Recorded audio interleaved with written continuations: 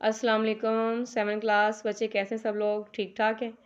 अच्छा बेटा, उर्दू का काम कर रहे हैं हम। ओपन करें अपनी बुक, पेज नंबर 34 निकालें। ठीक है, कल हमने बेटा किए थे क्वेश्चन नंबर 1, 2 और 3।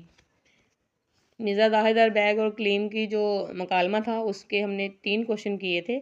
आज हम जो है क्वेश्चन नंबर 4, 5 और 6 कर रहे हैं। यही आपका आज का होमवर्क है। ठीक है, चलें बेटा स्टार्ट करते हैं। बिस्मिल्लाह कहते हैं। मिर्ज़ा जाहिद बैग ने करीम को रात का खाना किस तौर खिलाया? ठीक है, उनका मतलब ये है कि उन्होंने जो है रात के खाने में उन्हें क्या खिलाया। ठीक है, ये देखें बेटा इसका आंसर, ये देखें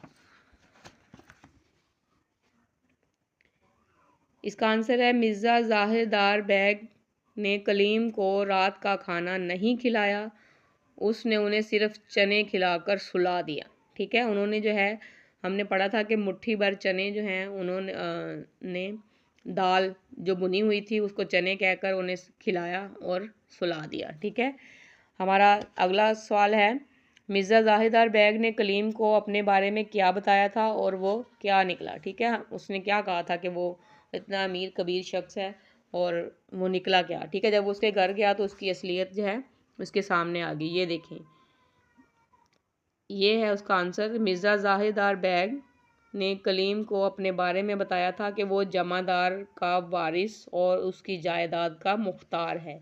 मतलब जो मिर्ज़ा जाहिदार बैग था ना, उसका वो कह रहा था कि वो उसका वारिस है, उसका बेटा है।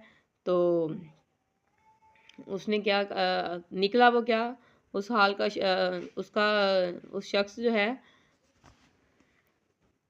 लेकिन वो तो बदहाल शख्स निकला। बदहाल कहते हैं जो बहुत गरीब और वो मतलब हालो बेहाल हुआ होता है। ठीक है, जिसके घर में कुछ ना हो। इसके पास वो बदहाल निकला, उसके पास तो सर छुपाने की जगह भी ना थी। वो बहुत बातूनी था, मतलब बातूनी था, बहुत ज़्यादा बातें करने वाला था। ना उसके पास घर था। उसने कलीम को जो है एक मस्जिद में ठहराया। ठीक है, ये देखिए अब क्वेश्चन नंबर 6 है हमारा। जब मिर्ज़ा ज़बरदस्त बैग कलीम के पीछे भागा तो कलीम किस हुलिये में था। ठीक है, कलीम का हुलिया आप देखें, उसने रात जो है उनको मस्जिद में ठहराया तो उसका हुलिया क्या था।